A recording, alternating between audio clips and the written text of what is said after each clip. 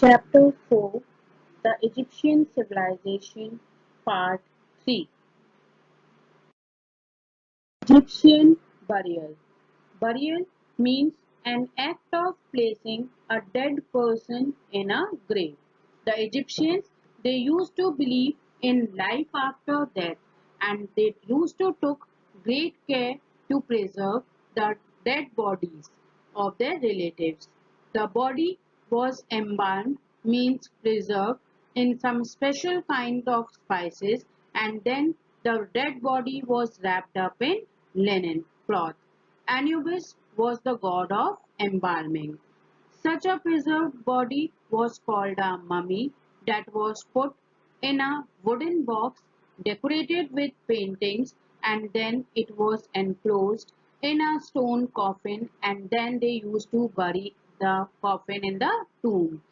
Things like food, drinks, clothes and furniture that the dead person used to use during his lifetime were then put into the grave for use in the afterlife.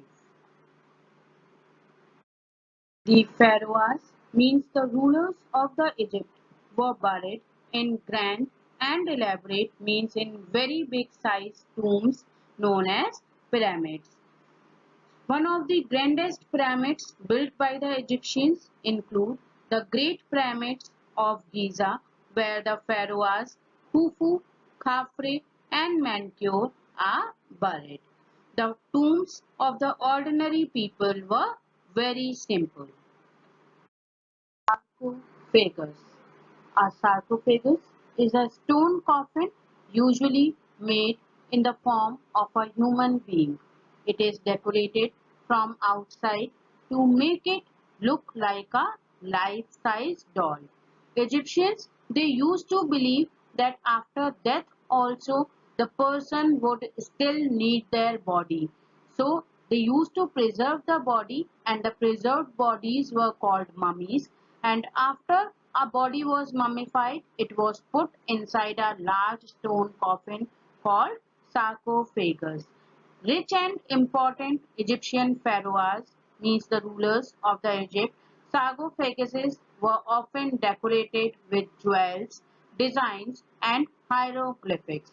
Whenever we see a mummy in a museum, we are actually looking at the sarcophagus, not the mummy.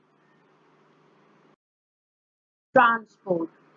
The Nile was the highway or the main path of the Egyptians for moving from one place to another.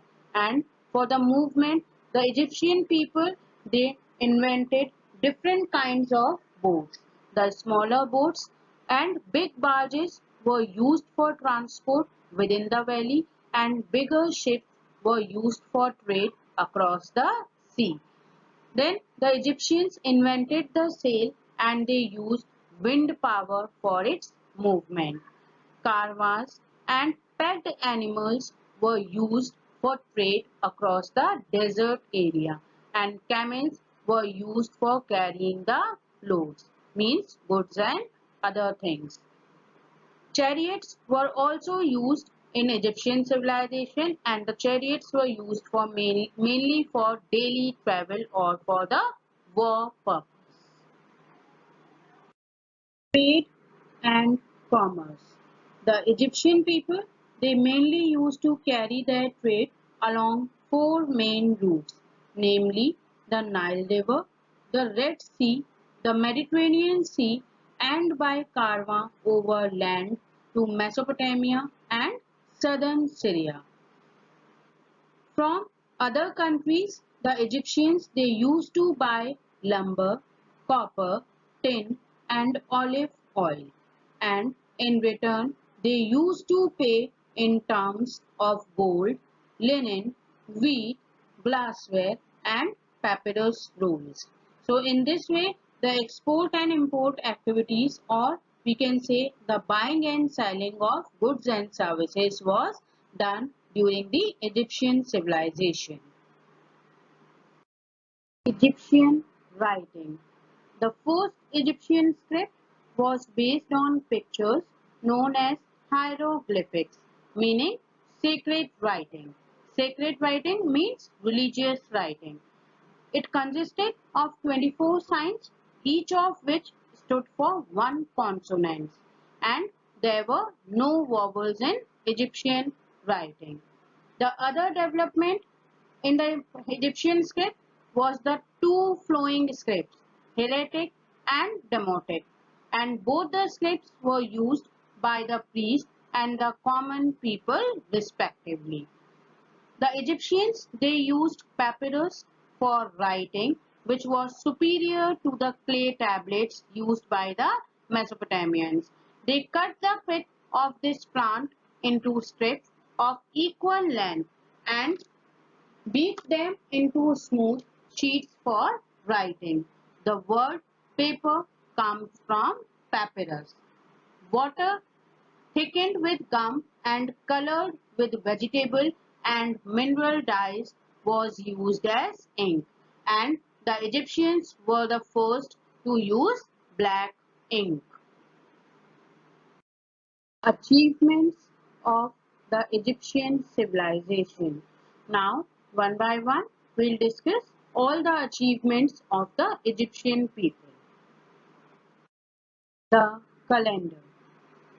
It is said that the Egyptians invented the solar calendar, which is the most commonly used calendar in present time.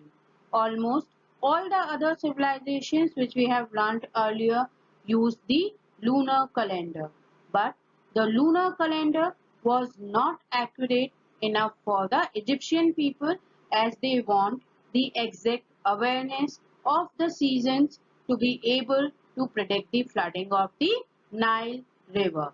In the given picture, we can see the Egyptian sky goddess. The other human figures represent stars and constellations, and this is an example of one of the earliest form of the Egyptian calendar. After years of observations, the Egyptians found that the average period, or we can say the average gap between two floods, was 365 days. So, in this way, they divided the time period into 12 months of 30 days each. In this way, it calculated to 360 days, and the extra 5 days was set apart for celebrations and festivals by the Egyptian people. Mathematics and science. The Egyptians, they know the use of decimal system of counting, means counting in tens. The Egyptians could also calculate the area of triangles and rectangles, and for calculating the area they used plumb lines and other instruments for accurate measurements, and it was with this knowledge only that the Egyptians were able to build pyramids. Astronomy. The Egyptians, they had charted out, means they studied out the sky and they could identify many important stars. Other than this, they developed instruments for calculating the movements of different planets and stars. It was their knowledge of astronomy only that guided the farmers through the cycle of seasons, in which they can grow different crops and they can knew that in which season the flooding of the Nile River used to be there. Clock. The Egyptians, they divided the day and night into 12 equal parts, and other than this they devised the water clock to measure time. This water clock was used by people for many centuries afterwards. Medicine. Written evidences of the Egyptian civilization shows that Egyptian doctors, they used to study anatomy, they used to practice surgery, and they diagnosed, means identified, a large number of diseases, and they used to prescribe drugs or medicines. The art of mummification played a crucial role in the development of Egyptian medicine.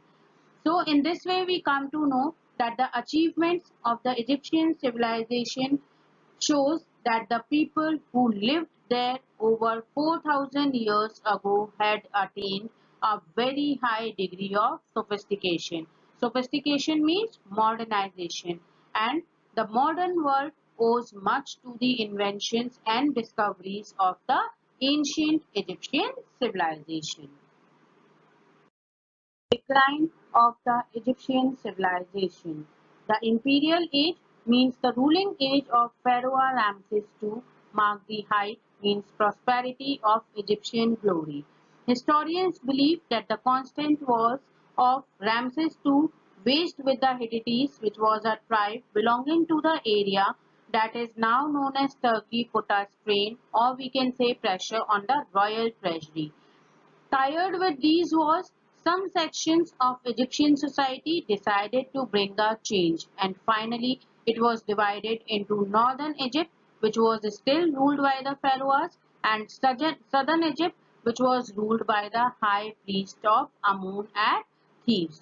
Since these high priests were also leaders of army, they had enormous powers and they posed a threat to the power of the pharaohs. Further, with the successive attacks from the Nubians, the Assyrians, the Persians, and the Greeks under Alexander weakened the Egyptian civilization. Finally, in 30 BCE, Egypt got absorbed into the Roman Empire and it was reduced merely to a status of a small province or state. Finally, in this way, the Egyptian civilization came to an end.